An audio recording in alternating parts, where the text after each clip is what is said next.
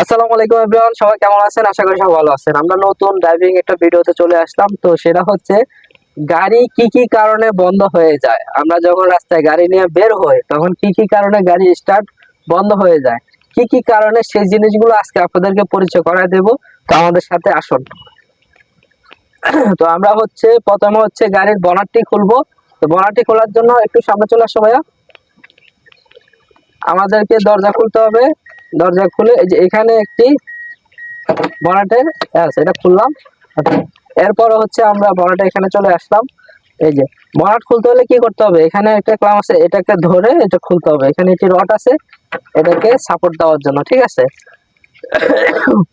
এখন কথা হচ্ছে, আমরা তো গাড়ি অনেকে চালাই, রোডে ঘাটে অনেকে গাড়ি নিয়ে বের হয়। কি কি কারণে গাড়ি রাস্তায় স্টার্ট বন্ধ হয়ে যেতে পারে বা কি প্রবলেমের কারণে, এই জিনিসগুলো আজকে আপনাদের সামনে আমি পরিচয় করাই দেব। এক নাম্বার হচ্ছে গাড়ির ইলেকট্রিক। গাড়ি যদি কারেন্ট কোনো প্রবলেম হয়, কারেন্ট একটু কাছে আসো এদিক থেকে, যদি কারেন্টের কোনো প্রবলেম হয়ে থাকে তখন আপনার গাড়ি স্টার্ট বন্ধ হবে। কারেন্টের প্রবলেমটা কি? এই যে ফিউজ বক্স, একটু কাছে আসো ভাইয়া। হ্যাঁ, এই যে আমাদের ফিউজ বক্সটা একটু দেখাও।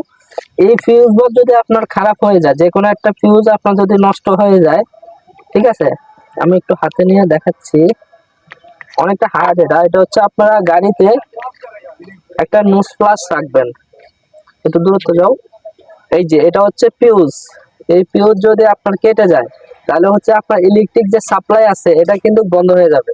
আপনার রাস্তাঘাটে যে কোনো সমস্যা হয়ে যাবে। দেখা যাচ্ছে এই ইলেকট্রিক এক একটা ফিউজের অনেক কাজ, হর্নে আছে, লাইটে আছে, ব্রেক প্যাডেরও কিন্তু কি আছে, এই ফিউজ আছে। প্রত্যেকটা কারেন্টের সাপ্লাই কিন্তু এই ফিউজ আছে। একটা ফিউজ যদি কেটে যায় তখন আপনার গাড়ি ইলেকট্রিক সাপ্লাই কিন্তু কাজ করবে না। তখন আপনাকে কি করতে হবে, আপনি একটা লং এ গেছেন, আপনার কাছে তার এটা আপনি নেন নাই, তখন আপনাকে কি করতে হবে, একটা তার দিয়ে এটাকে মোড়াই দিতে হবে। এটাকে মোড়াই যদি দেন তখন যে এই ফিউজটা আপনার, ওই নষ্ট ফিউজটাই আপনার কাজ হয়ে যাবে। তো আমরা ফিউজটা লাগাই দিচ্ছি। তো ফিউজের কামটা এখানে শেষ, ঠিক আছে, আমরা এটাকে লাগাই দিচ্ছি। আচ্ছা, দ্বিতীয়ত যে কাজ সেটা আপনার পানি। আপনার যদি কুলিং এ যদি পানি না থাকে তখন আপনার গাড়ি কি হবে, ইঞ্জিন সিজ করবে, ওভারহিট হয়ে যাবে। ইঞ্জিন ওভারহিট হয়ে গেলে তখন আপনার গাড়ি বন্ধ হয়ে যাবে, ঠিক আছে। এই দুটো অপশন, চারটা অপশনের মধ্যে এই দুটো অপশন কি বন্ধ হয়। আর এটা হাওয়া। ইঞ্জিনে যদি যে কোনো একটা হাওয়ার পাইপ যদি ছুটে যায় তখন আপনার গাড়িটি কিন্তু ঠুসঠুস করে শব্দ করবে, গাড়িটি চলবে না, ঠুসঠুস করে শব্দ করবে।